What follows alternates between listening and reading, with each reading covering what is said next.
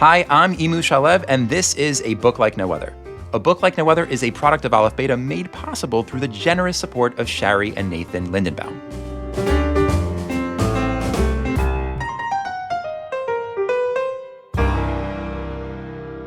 We ended last episode teasing you about a mystery third text, an epilogue to the Mekallel that would help us see the moral of the story. And we're going to get there. But first, one of the key ideas behind this podcast is that Torah can take you to unexpected places. And that's kind of what happened when Rabbi Forhman and I sat down to learn again. See, before we could get to the mystery new text, I shared a thought with Rabbi Forhman. And that thought sparked a conversation. And that conversation, it's a bit more speculative, a bit more freewheeling than usual. And honestly, we didn't expect to leave it in the podcast. But what happened is that it opened up for us so many new layers of meaning that we realized we also couldn't leave it out. And at the heart of this conversation, what it's really about is blasphemy. You know, I think for many of us, blasphemy is so instinctively offensive that we don't stop to question what it really is or why it's wrong. But the more we studied the Mekallel, the more these questions seemed really critical. Is the great evil of blasphemy just getting angry, really angry, at God? I knew there had to be more to it than that, but what that more was felt elusive, and that felt like a problem. How are we supposed to understand the Mekallel's punishment, why he was executed, if we didn't really understand his sin? We raised some of these questions in earlier episodes, but for the first time, I thought I'd found a clue, a way of addressing them, and that's what I wanted to run by Rabbi Forhman. This clue that I thought I found, it had to do with a connection we saw last time, how both Moshe in Exodus and the Mekallel in Leviticus use the name of God. In the case of the Mekallel, he uses God's name when he curses God. Remember, that's what cursing is. It's so mind-bending to think of, but that's what it is. Blasphemy means turning God's name against God. Meanwhile, we saw that, according to the sages, Moshe uses the name of God to kill an Egyptian, which is mind-bending, but a little bit differently. How does God's name all of a sudden kill someone? But Rabbi Forhman suggested at the time that using God's name in this case, something like standing up for God's moral vision, embodying and channeling God's justice. So what was on my mind, the thought I shared with Rabbi Forhman and what ended up sparking this whole larger conversation I'm about to play for you was this. What if the Mekallel is using God's name in the exact same way as Moshe? And that's the problem with blasphemy. Let's jump in and you'll see what I mean.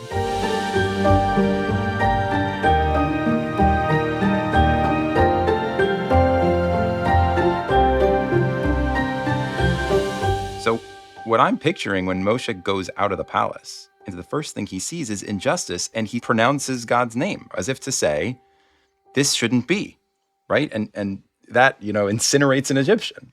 If that's true, that's what it means to invoke the name of God, to declare some justice in some way, I do think that is really interesting when it comes to the Mekallel. Because almost like a mirror, it feels like the Mekallel is turning God's name of justice on God. Like he's saying, hey, you, God, you're a bad God. You're not just. And something about that is, I don't know, not kosher or extreme. Here's the interesting thing. Can you imagine a kosher example of just that in the Torah? I can. When in the Torah did it actually happen? It's Abraham. Can you imagine a better example of that than saying to God, Chalila lach ma'asot kadavar hazeh, la'amit tzadikim rasha? It would be profane of you to do such a thing, to kill the righteous along with the wicked. Chalila lach, would be profane of you, hashofet kol haaretz lo yaseh mishpat, the judge of the whole world can't do justice.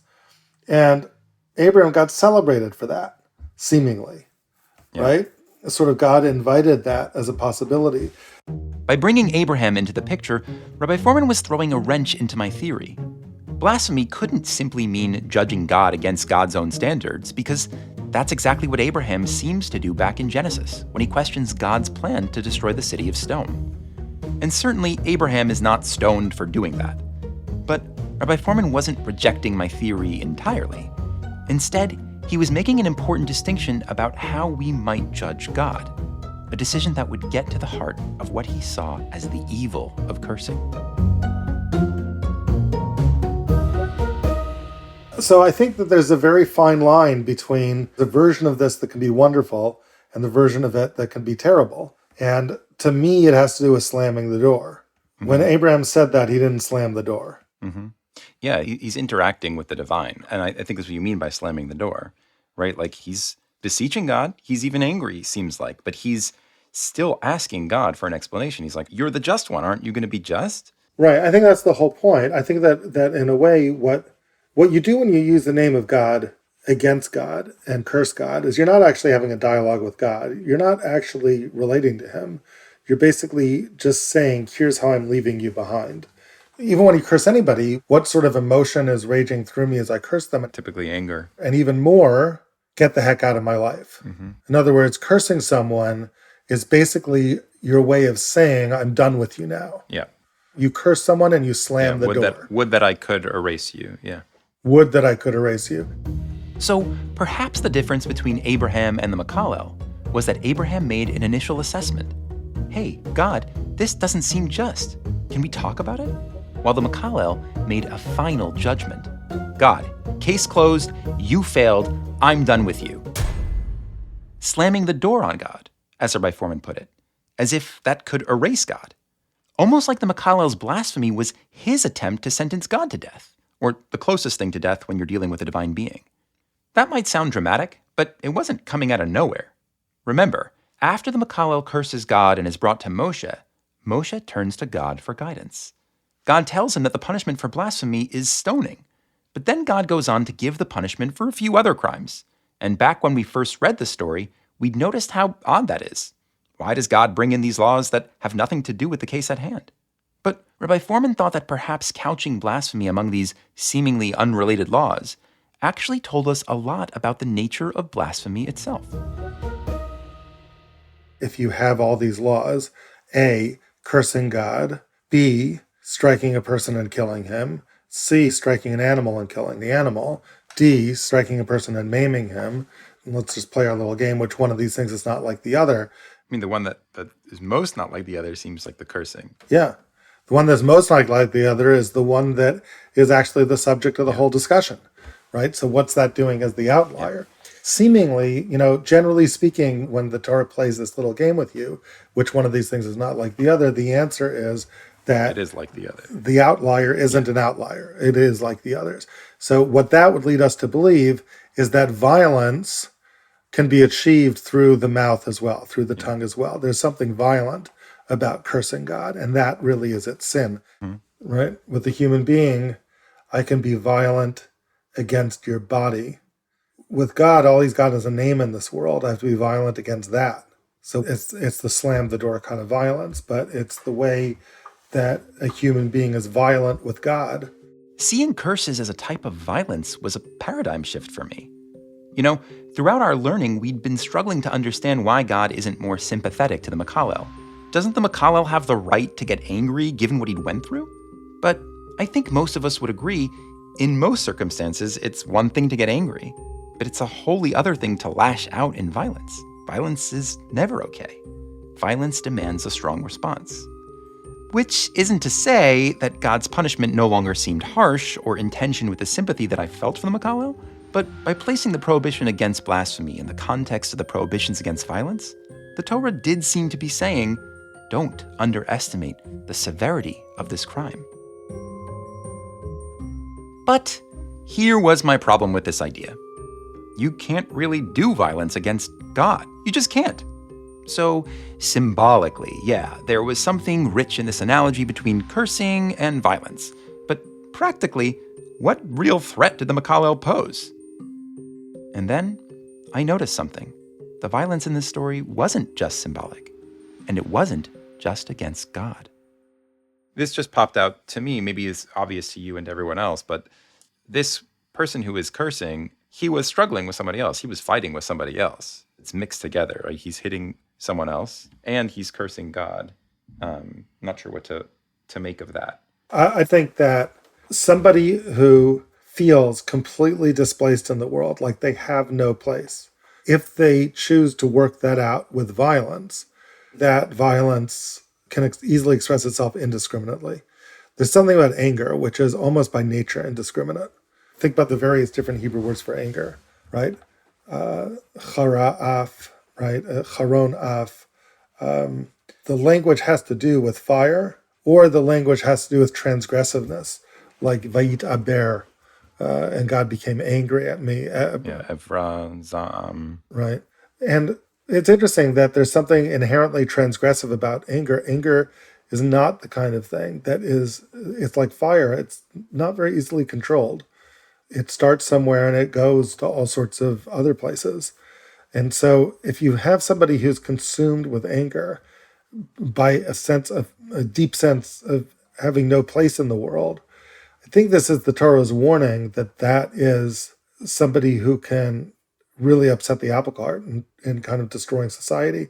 That anger is going to come out against animal, it's going to come out against man, it's going to come out against God, but it's going to come out somewhere or everywhere surprising.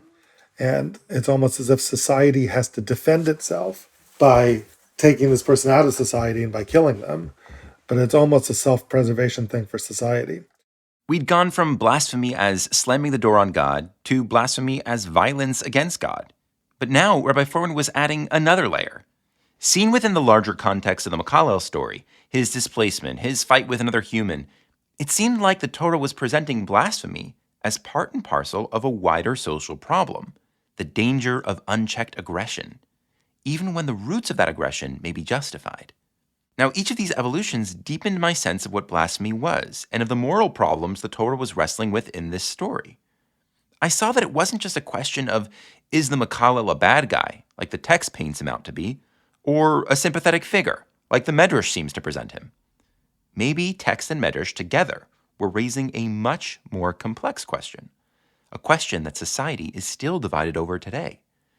How do you balance sympathy with security when those who have been hurt others in return?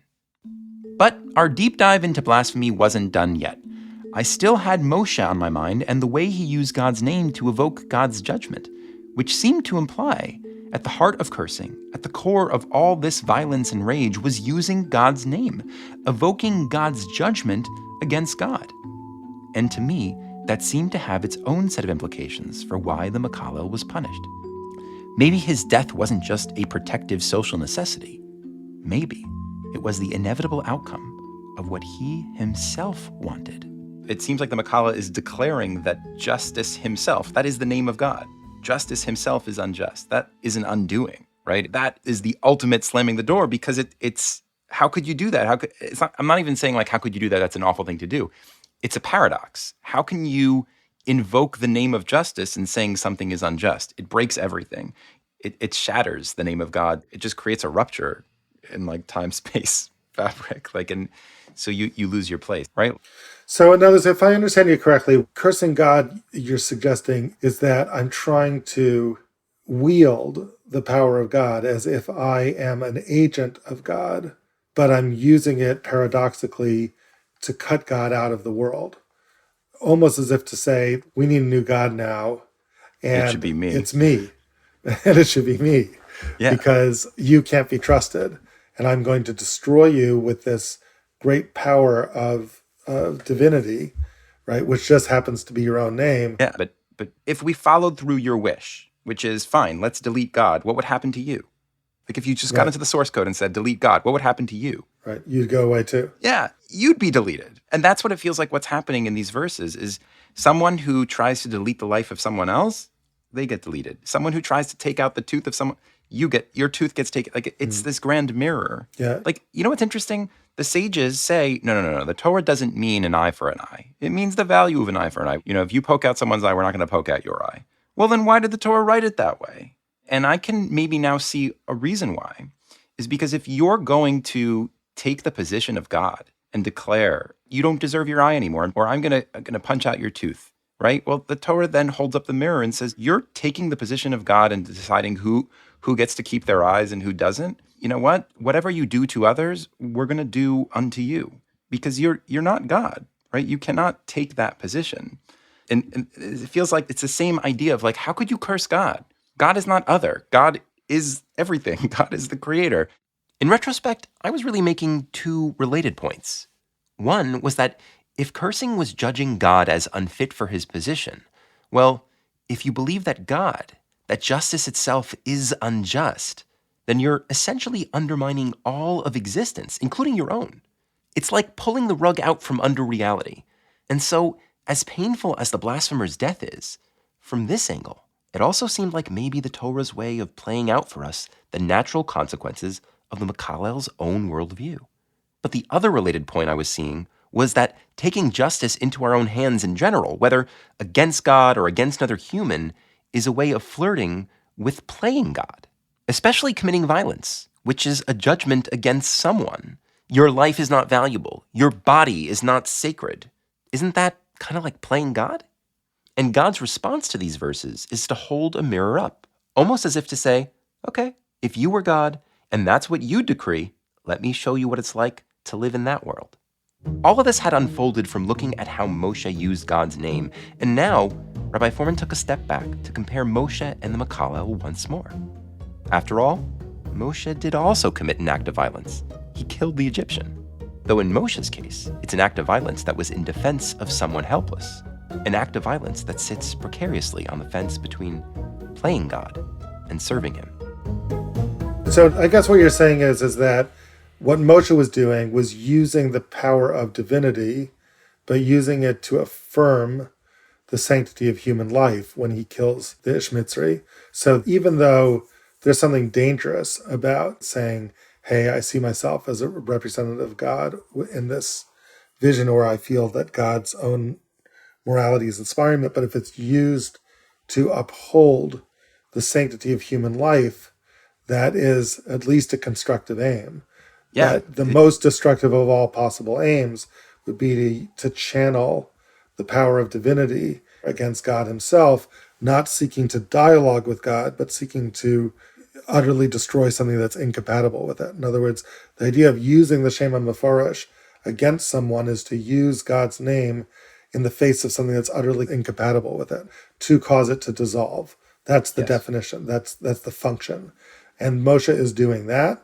And the Mekallel is doing that, but doing it against God, which becomes paradoxical and self-destructive and destroys the system. Yes. And hence he himself is destroyed, almost as if he's short-circuiting himself.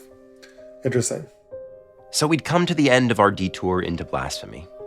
The Mekallel's severe punishment, the inclusion of the laws of violence in Leviticus, and the parallel with Moshe were all pushing us to check our sympathy for the Mekallel and give serious consideration to the social, moral, and even metaphysical risks that his actions, blasphemy, and violence embodied. And by doing that, it seemed we'd come to at least part of that elusive moral to this story that we'd been after. But it couldn't be all of it. Remember, we still had Moshe's role in this story to make sense of. He didn't take the Mekallel in before the Mekallel curses, when the Mekallel was just an innocent outsider. So we still had to ask, what are we supposed to learn from Moshe's role in all this? And how do all these pieces, Moshe's coldness, the Mekallel's violence, and playing God, how do they all fit together? And that question brings us back to our epilogue, the mystery third text that Rabbi Forhman promised was the final chapter in the epic drama of Moshe and the Mekallel. The story of the Mekallel is not a happy story. There's nothing happy about it. And this epilogue isn't a happy story either. It's a story of the idol of Micah. And I want to thank Rabbi Avram Kowalski, who years ago alerted me to some of the resonances in the story of Pesel Micha, the idol of Micah, and how it resonates with this story. Man, Rabbi Forhman sure knows how to sell a story, right? Nothing happy here, folks. But okay, at least the wait is over. Pesel Micha, the idol of Micha. That's our epilogue. So let me just give you the context for this story, and then we'll jump into reading the text together and seeing what it has to do with the Mekallel and Moshe. The story of the idol of Micha is found in Judges chapter 17. This is a couple decades after Joshua and the people have conquered the land of Israel, but still before the establishment of a king. There's no real central leadership. It's a chaotic time, a violent time, a time when the ideals that Moshe lived for were nearly forgotten. So it's against this backdrop that we're suddenly told about this man, Micha, and his unnamed mother.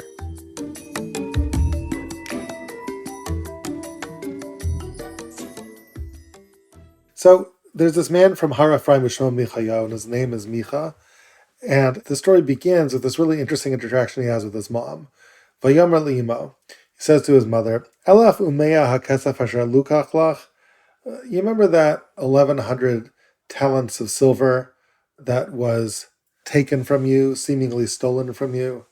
Va'at alit, and you cursed someone. V'gam amart ba'oznai, right? And I heard you curse. So here's a story that actually begins with cursing. There's a mom who cursed the thief. Whoever it is that stole these 1,100 talents of silver, she cursed. What is interesting to me again there is the function of curses. Like, curses are what you do when you feel the world has not been just, so you cry out this curse so that everybody gets their just desserts, right? That's right. Here I am without this 1,100 talents of silver, right? The world did me wrong, and so she curses. Who did she curse? Unbeknownst to her, she cursed her own son, as we'll see as the verses continue. Hinea kesef iti. That money, I have it. I am the thief, ani lekachtiv. I'm the one who took it from you. And what's mother's response? Baruch b'ni Lashem. Blessed be you, O child, to God. So Imu, how do you take the mother's response? What does she mean when she says that? She's undoing her curse. Seemingly she's undoing her curse. So put yourself into mom's shoes for a moment. What are you thinking, mom, at this moment that you hear your child saying this? If I'm playing it in slow motion, I guess, my face goes white. My heart skips a beat. Like, what have I done? I was picturing some, guy in black and white shirt with a black ski cap or whatever it is, like a robber, Right. a bad guy. But it was my own son all along, and I only want great things for my son. I need to undo this curse immediately. Right. But the question that's left for the reader is, does that work? Right. Do you get to undo a curse that way? Back when I was a kid, there was always this possibility that you could take back a chess move even after your hand was no longer on the piece. We always think that we can take back things. The question is, can you take back a curse? So this is one of the questions that sort of haunts this story. But this question, can you take back a curse? It haunts the Mekallel story too.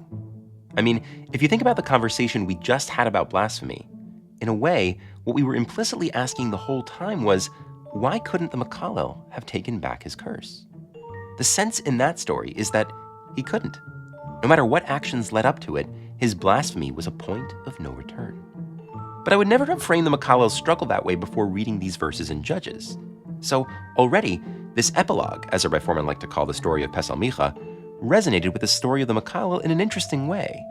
But a basic plot point, like cursing, which is all over Tanakh, does not a deep intertextual link make. So what was it that Rabbi Forhman saw in Pesel Micha that really made it such a key part of the broader Mekallel narrative? We'll get there. But in the meantime, our thematic connection was about to get even more interesting. So Vayashav es elav amea kasef li'imo. So the good son goes and he returns the 1,100 talents of silver to his mom. At which point, mom says, Hakdesh hikdashti et hakasef l'Hashem, miyadi livni. Well, I already did something with this money. I actually consecrated it. So you think, oh, that's very virtuous of you. You consecrated it. You gave it to the temple. What'd you give it to? So I consecrated this to God, La Hashem, to God, miyadi, from my hands, livni, with respect to my son, La asot pesel amasecha, to make a molten idol. Now, it seems like there's something weird about what she's doing. What in the world is she doing? She's consecrating this money specifically La Hashem. It's one thing if she is an idolatress and she consecrates this to an idol, but she consecrates it to God in order to do what? To make a pesel masecha, a molten image. And I don't know, but there's something so paradoxical about what she's doing, about consecrating this money to God to make an idol, which stands for the very opposite of God, that it almost evoked what you were just saying a few minutes ago, Imu, this notion of cursing being something paradoxical. It's almost like here's this mother who curses, and the next thing she does is this crazy paradoxical thing. She consecrates something which is a direct unconsecration, but using the word consecration of that money at the same time. It gets worse in the very next verse. How does it get even worse, this story, which seemingly could not get any worse. So then what the son does is he returns the money to his mother, Vatikach imo matayim kesef.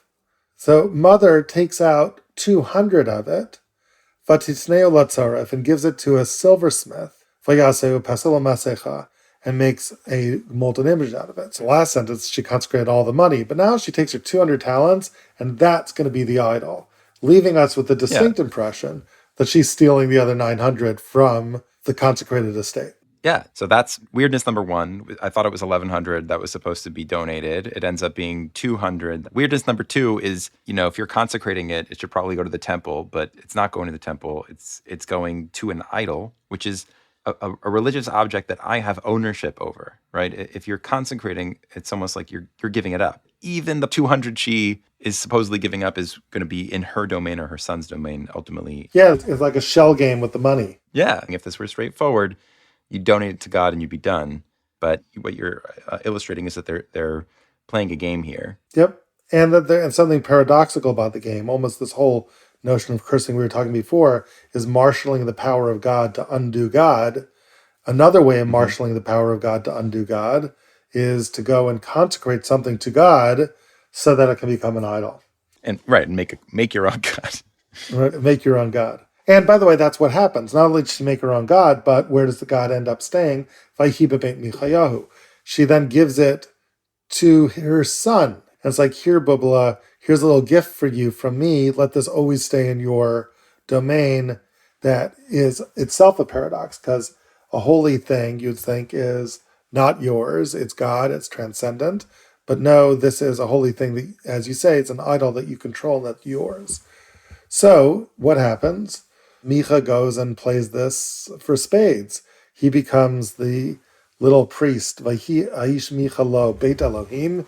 He makes himself a little idol synagogue, and he makes himself some nice outfits to worship the idol with. He anoints one of his children to be a priest to the family business. Oh, he learns from mom. Right, learns from mom. So now mom's in on it, Micah's in on it, and grandson is the great Cohen. And we're just they're from the tribe of Ephraim, so not a priestly family, and yet they consecrate their own priest. Yep. So Bayami Mahem, and meanwhile in those days, Ein Melech B'Yisrael, there was no king in Israel. Yisha Yashar Beinav Ya'aseh, everybody did his own thing, and all of this is an example of people really doing their own thing, as much as that thing is folly. So, in the name of giving to God, this mother-son duo find a way to keep all the control and wealth for themselves. Again, a very interesting resonance with the Mekallel and the idea that blasphemy is also a grab at God's power in God's name. But still, not an undeniable link. That was coming next. So now we get introduced to a new character in this mess. Vayinar mi Beit Lechem Yehuda. There was a lad, and the lad came from Bethlehem in the tribe of Yehuda, but it's not so simple. He's mimishpachat Yehuda, he's from a family of Judahites, but v'hu Levi, his actual tribal affiliation is that he is a Levi. So Imu, what does that remind you of in our Vayikra stories? A conflicted identity. Conflicted identity. And v'hu Garsham was... He's a ger. A ger. He was a sojourner in Beit Lechem. Now, why is he a sojourner in Beit Lechem? Why can't he just live in Beit Lechem? Answer is, even though he's from the family of Yehuda, must be the Yehuda people said, you realize that you don't really have a place here, because presumably, maybe, mixed marriage, tribal affiliation goes after dad. His dad's probably a Levite, which is why he's a Levi, who comes from a mishpacha, a family of Yehuda, but was just sojourning in Yehuda. So, Vayelech Ha'ish, so the guy, the Levi, he left the city, Mi Beit Lechem Yehuda, Lagur Ba'asher Yimtza, to find another place. And he's kind of homeless, looking for a place that he can pitch his tent for a while. And wouldn't you know it, Vayavo Har HaEphraim ad Beit Micha. He came to the mountain of Ephraim, and he comes upon Micha's house, La Sot Dracho. So Vayamala Micha, so Micha says to him, My ayin tavo, where are you coming from? V'yamar elav, and he says, Levi Anochi, I'm a Levi, Beit Lechem Yehuda, I come from Beit Lechem in the tribe of Judah. Vanochi cholech lagur b'asher imtza, but I'm going to try to find some place to live. So Micah says, shva imadi. Why don't you stay with me for a while? You can hang out with me. Ve'yeli la'av u'lekohen. And this is really odd. You can be with me, and you can be what? You can be my father. You can be my Kohen. Vanochi etan lecha aseret kesef liyamim. I'll pay you 10 talents of silver for your days. He had a lot of leftover silver, so. That's right. And I'll give you some clothes. I'll give you food. Vayelech HaLevi. And so the Levi thought that would be a really good idea. Okay, so we have this new character, this Levite, but he's not a pure Levite. He's of mixed lineage, and that's left him displaced. And this displaced mixed lineage Levite encounters a stranger named Micah, who welcomes him in. You see it, right? This Levite fellow, he's our Moshe/Mekallel character, our outsider. By the way, Moshe was also from the tribe of Levi. And Micah, he's our Yitro. And I could just imagine where this was going. No doubt Rabbi Forhman was about to show me some parallel language in the text that would cement the link. Micah says, Shva imadi, stay with me for a while. Does that remind you of anything elsewhere in the Chumash?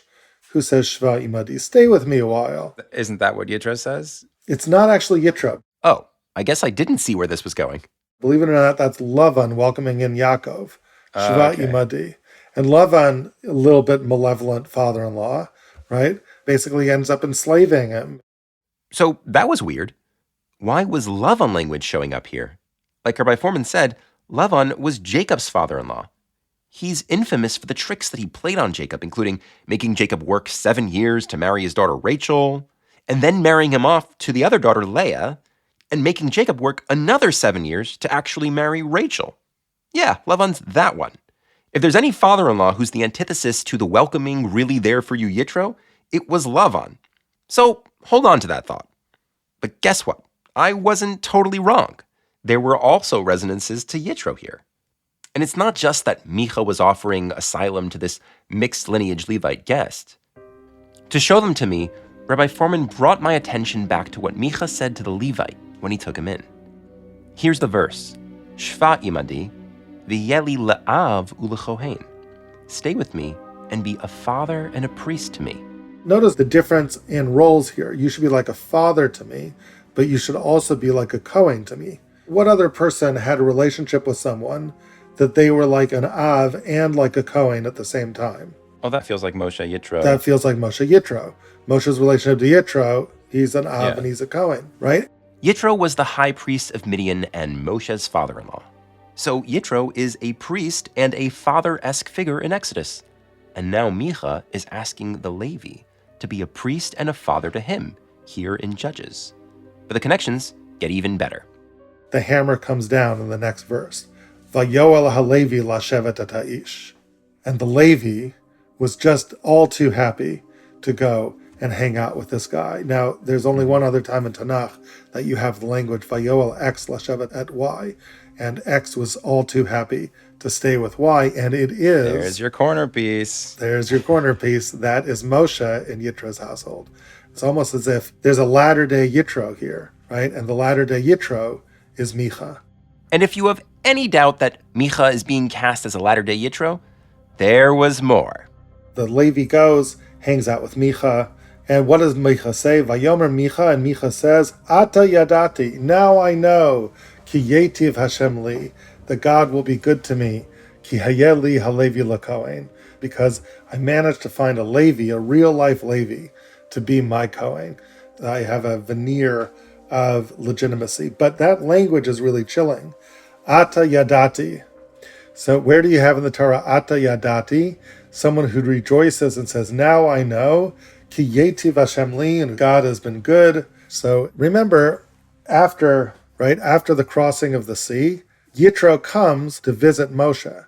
Let's actually open our Shmot to that moment where Moshe greets Yitro. We're heading to Exodus chapter 18, verse 7. So Yitro comes, Bonavishto al Moshe, to the desert. Moshe comes out to greet him, tells Yitro about how God had saved them. Vayichad Yitro, and Yitro rejoices, and he says, Baruch Hashem, blessed is God, who saved you from the hands of Egypt, and he then says the following words in verse 11. Ata yadati, now I know, ki gadol Hashem mikol Elokim, ki badavar asher zadu aleim. Now I know that God is greater than any other gods, because the Egyptians have met the same fate that they sought to impose upon the Israelites. So that language, ata yadati, together with great rejoicing, right, is the same language which we're finding here. And also, what was he so happy about? Vayichad Yitro al kol hatova. Yitro was so happy about all the good things that God had done. And over here, ata yadati, now I know, ki yetiv Hashem li. Which means God will be good to me. Rabbi Forman's pointing out that not only do Micah and Yitro both say, ata yadati, now I know, but what they know is related to the tov, the good that comes from God. Put that together with the fact that when Moshe stays with Yitro, we're told, Vayoel Moshe lashevet et ha'ish. Moshe was happy to stay with the man. And the only other time in Tanakh we have a similar phrase is here, when the half-Levi stays with Micha and we're told, Vayoel halevi lashevet et ha'ish. The Levite was happy to stay with the man.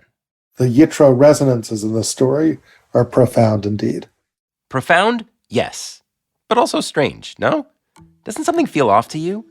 Yitro was such a kind-hearted man. Micha? Don't forget, he's the man who stole from his own mother and set up an idolatrous temple in God's name, and whose invitation to the Levite also parrots nefarious Lavan. And there was also this. The rest of the verse we were looking at earlier, Vayoel halevi lashevet et ha'ish, the Levite agreed to stay with the man, that's the phrase that parallels Yitro. But then, the verse goes on, Vayihi hana'ar lo ke'echad mibanav, and the youth became like one of his own sons.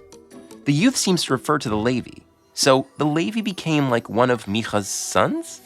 But remember, Micha had just asked the Levi to be like his father. There's something dark about this. Like, he said, oh, you'll be like a dad and a priest for me, but this guy ends up being like one of his kids. Which is sweet, but also not the right relationship you're supposed to have with your religious figure. And he's looking for a dad and he gets a kid. Like, that is weird. Right. So Vayenar lo ke'echad mibanav is actually an inversion of what he said before. First, you were going to be like my father and a Kohen. Now you're going to be like one of my children. Right? It's a real mixed up kind of thing. Right? There's something problematic about it. Yep. Let's get a therapist in here. So was Micha being a Yitro for this Levi a good thing or not? Rabbi Forman wasn't ready for that question yet. Before we could step back and figure out what it all meant, there was still more story to read and more evidence to gather. Verse 1 of the next chapter in the book of Judges. Bayamim hahem ein melech b'Yisrael. In those days there was no king in Israel. Ubayamim hahem shevet hadani mevakesh lo nachla. Who do we meet but the Danites? Oh, haven't heard about them for a while. Turns out that they have no place to be. Ki lo nafla lo ad hayamahu b'tach shivtei Yisrael b'nachla. They were the last tribe to get their tribal appropriation in the actual land. Talk about poetic justice. Remember, the Mekallel's mother was from Dan. They were the tribe that wouldn't accept the Mekallel and left him without a place. And now they don't have a place. So let's add that to our evidence list and on with the story. The Danites are wandering around. And they're wandering around. So Vayishlechu b'nei Dan mimishpachtam chamisha nashim. So Bnei Dan decides it would be a great idea to send 5 people, l'ragel et haaretz, to try to spy out land that they could have some sort of temporary place to be. And who did they come to? But Mount Ephraim ad Beit Micha. They ended up showing at Micha's house too. So now you've got a real party because Hema in Beit Micha veHema yikiru at Kol Anar Halevi, and they, from Dan, they recognized the voice of this Levi. Strangely enough, they say, we know you, Mr. Levi. Mi aviach halom, who brought you here? Now that word halom, very unusual word in Tanakh. Where in Chumash do we have the word halom? Halom. Al tikrav halom. Al tikrav halom, don't come closer. So this is one of the first things that God says to Moshe at the burning bush. Right, which is the story right after Moshe meets Yitro. You see what's happening? It's as if we have a Moshe meets Yitro story here in the book of Shoftim, where there is a latter-day Moshe, a Levi, who encounters a latter-day Yitro, this Micah character. And right after that, you have the next story. What story is that? It's a Halom story, almost as if we're at the burning bush now. By the way, there's more than that. There's a call, a voice, and Vayasuru Sham. They turned there. Oh, good. I hadn't even thought of that. Oh, that's a very good point. So there's a whole bunch of connections. Moshe hears a voice. Here, Hemayikirat Kalanar, they hear a voice. Vayasuru Sham, they turned to him. Moshe turned at the burning bush. Miyaviyachalam, Moshe heard the words Halom. It really does sound like another burning bush story. Normally, this is the part where I'd go over all these connections more slowly so that they're really clear in your mind. But I'm going to make an unusual editorial decision this time and skip that step. I invite you to open your Tanakh to Judges 18 and Exodus 3 and compare the verses there for yourself. I'd love to hear what else you find, but for our purposes, what's going to be important is not the details of these connections, but the bigger picture. And that's what I want to draw your attention to. It's like Judges is tracking Exodus. Yitro takes Moshe in, Micah takes the Levi in. Then, Moshe encounters God at the burning bush, and now the Levi, the Moshe character in our story here, encounters these Danites in a way that evokes the burning bush. And this pattern continues. Let's keep reading. So the Danites recognize the Levi's voice, and they begin to ask him some questions. Who brought you here? What are you even doing here? He says, Kazeh asali Micha. Oh, Micha, he was really good to me. I got this job here. I'm a Kohen. So the people from Dan say, Shal na belohim. Do me a favor, if you're such a Kohen guy, if you have such an in into the transcendent world, they say to the Levi, Shal na belohim. Why don't you ask God, V'neda hatatzliach darkenu, asher anachnu holchim alea. Are we ever going to find ourselves a place to be? Vayomer lehem HaKohen.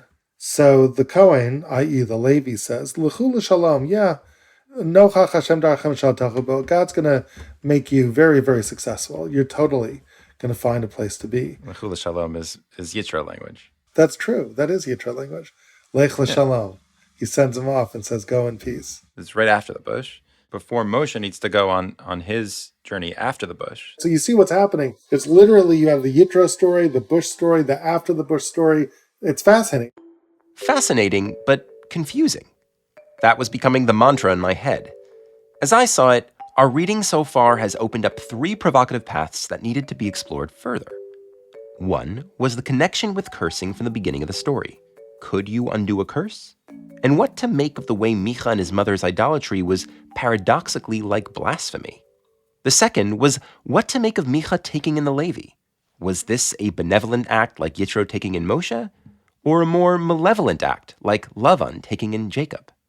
And finally, 3. The Levi seemed to be taking his role as Moshe and running with it. His story continued to trace the evolution of Moshe's story, from Yitro's home to burning bush to returning to Egypt.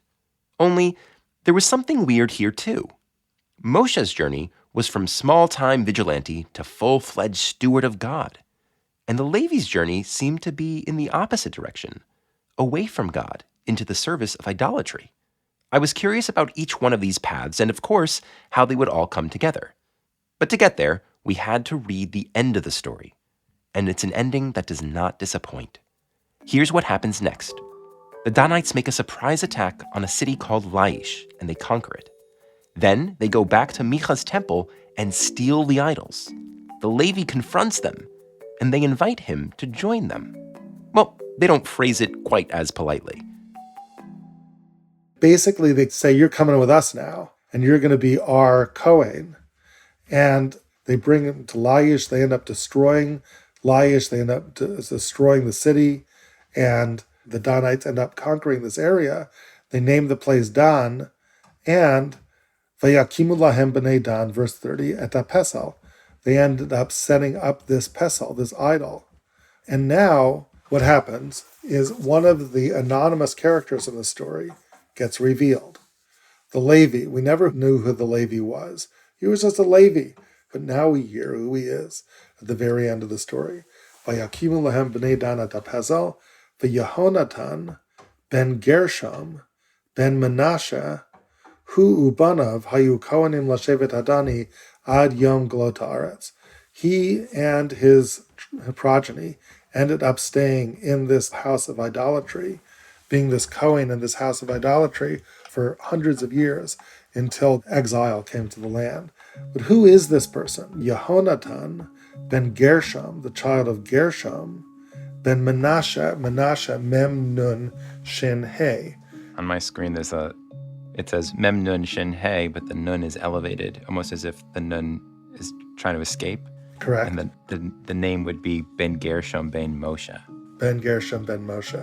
And Chazal come along, the sages say, in fact, the Levi was Yonatan, the grandson of Moshe, the child of Gershom, the child of Moshe, right? And this is who all this happened to. He ends up being this idolatrous priest for Dan. And it's as if all the characters from the Mekallel have come back, and there's this story of cursing, and the mother tries to undo the curse, but the curse is not undone. The chickens are all coming back to roost. The chickens are all coming back to roast. There's this Yitro role. Yitro was the one who took in Moshe, who basically supported Moshe and allowed him to express whatever anger or vexation he had towards God in some sort of non-destructive way. The Mekallel in Moshe's own day and age didn't have the benefit of a Yitro. There was no Yitro.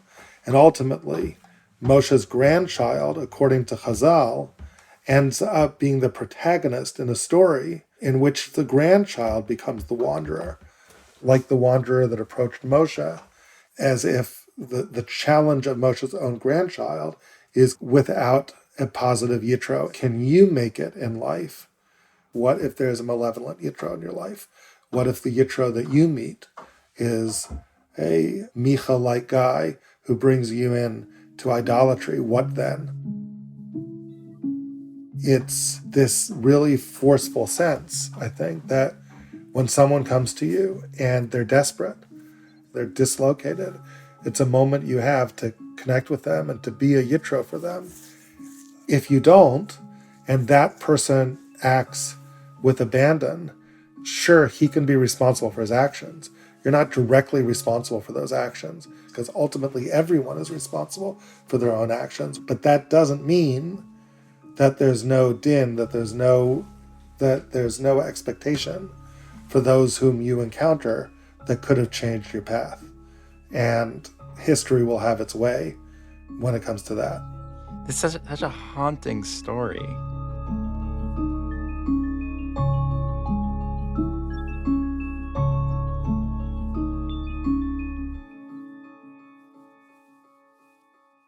One of the things I found so haunting was that the din, the judgment here, wasn't that Moshe's descendants should experience the same fate as the Mekallel. I think that's where I would have gone, right? You didn't take the Mekallel in, now your grandson won't be taken in. But the grandson, this Levi, Yehonatan, he is taken in by Micah and then by the tribe of Dan, the very tribe that had in fact rejected the Mekallel. And it's through these relationships that Yehonatan goes from being a homeless outsider to being a respected priest and leader in his community. It just made it very clear. Yehonatan's story was a Moshe story, tracing the same path that Moshe took from outsider to leader. Just, tragically, a version of that path polluted by the legacy of Moshe's mistake. But there was something else I found haunting too. It was just a little harder to articulate. And it's the nature of this polluted legacy. I mean, where in the story do you see Yehonatan, Moshe's grandson, acting anything like Moshe did towards the Mekallel? It seemed to me that maybe there was a moment of this. I want to come back to a few verses here that are also really meaningful about how the people of Dan are so delighted with this priest that they come and they kidnap him. Yep. They don't really kidnap him. They say, come with us. And he's like, no, I'm here. I'm with Micah. And they're like, yeah, but we're going to give you a much better job. What would you rather be? Would you rather be the priest for one man? Or would you rather be the priest for a whole tribe? And he's like, okay, yeah, this is a good idea. Yeah, sure, I'll take that. I'll go with you. It's almost as if all this latter-day Yitro is offering for this Levi is just, a little bit more money. They offer him a bargain, and he's like, yeah, that's a great idea. Good calculus.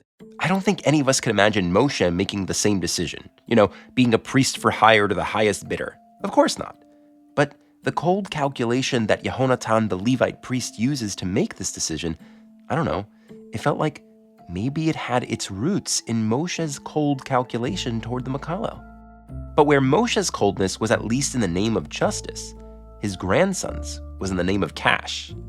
And that got me thinking back to the beginning of Micah's story, how he and his mother also did everything to hold on to their silver. And how that control of money was also entangled with the mother's desire, it seemed, to have control over justice, to be able to curse the thief who stole from her. It seemed like two threads in our story that you might think were opposites of each other. Cold calculations and impassioned cursing, they share a common denominator. And that common denominator was desire for control. As I shared some of these thoughts with Rabbi Forhman, he connected the dots even more, back to idolatry. The whole notion of idolatry, the whole sin of idolatry might just be transcendence that's in your control. The whole notion of transcendence, the whole notion of worship of God is you're worshiping someone that isn't in your control. But the whole pull of idolatry is, but what if it could be? What if it could be in my control? And money is the stand-in for the transcendent thing. If you would interview the Levi would say, sure, I'm in control. Look at me. I've built up my business. Boy, I started with a little shtiebel in Micha's house, and look at me now. I got myself a whole network. I'm really making it big in this transcendent business. But ultimately, it's God who controls him, or it's God who's controlling history, and he's just a link in a much larger historical drama where he's in anything but control. Yeah, it really does feel like justice and Avodah Zarah and control. Like, it seems like those themes are bedfellows. And of course, the other bedfellow that fit right in with this group was blasphemy. It felt like we'd come full circle back to blasphemy as the attempt to judge God in the name of God. And now I could see another reason why Pesel Micha was very much the epilogue to the Mekallel. In both stories, it feels like there is a human wielding a judgment of what should and shouldn't be. Like, the Mekallel in the first place is the one deciding this world is unjust. And then in the Pesel Micha story, people are wielding God again. They're not wielding the name of God. They're actually wielding gods for their own gratification. And like, everybody's wielding God, it feels like. A name or an idol. Yeah, you might see idolatry as a further step along a road that begins with blasphemy. In other words, if blasphemy is using God's name against God, right? What is idolatry but using the idea of God to make God irrelevant? With that, I'd felt we'd come to the moral we've been searching for. Beware the dark side of justice. Desire for justice often masks the desire for control. But human beings who desire too much control are wading into God's territory. And we are not God. And it's definitely not our place to judge him or to try to replace him. What we can do is care for each other. The way Yitro cared for Moshe. The way Moshe might have cared for the Mekallel. It was a haunting lesson, to use one of my favorite words, but a powerful one. And I finally felt satisfied with where our journey had ended. But here's the funny thing. When we sat back to reflect on the last 3 episodes, it was Rabbi Forhman who was now the one with misgivings. I can't help it, but the way I see the story is it's just the playing out of a very harsh din in the world, which is why I'm troubled by it. But that to me is where I land, which is troubling to me. I'm just being honest, that's where I land. Rabbi Forhman's reaction made me realize that I was so enamored with the lesson that human beings are not God that I'd lost sight of what these stories were saying about God. Whatever reasons we may offer for the Mekallel's punishment or the stain on Moshe's legacy, both of these men met really harsh fates. And that's where our story it ends. And that seems to paint God as the exact type of cold, controlling judge that we're being warned not to emulate. So was that the moral of the story? That God is sort of saying, do as I say, but not as I do? Let me put this another way. The Mekallel saga seemed to be about human trespass and divine punishment. The Mekallel, Moshe, everyone who acted badly faced retribution. This story is so dark. The moral is so dark. Like, where is the path to redemption? We talked about this downward spiral from desire for justice to blasphemy to idolatry, but where's the way out of that? These were the questions that I think were bothering Rabbi Forhman. He couldn't pretend, of course, that we saw anything different in these stories than we did. This was where the text had led us. But his instinct was telling him that there had to be more to this story. Something even more meaningful in all of this than just a grim lesson about control and judgment. And the more we thought about it, our theory kind of did feel incomplete. For one, we'd shown how Moshe seemed to get his just desserts, but we never explained why Moshe made this terrible mistake in the first place. What was going on for him at that moment when he judged the Mekallel? And there were some other questions from way back when we first read this Mekallel story that we still hadn't answered. Like, are we told that the people put the Mekallel in jail? Why include that detail? And our very first question, why does this story show up in Leviticus, a book that has very, very few narratives? It feels totally out of place. And nothing we'd seen so far explains that. Clearly, we were missing something. We just didn't know yet what that was.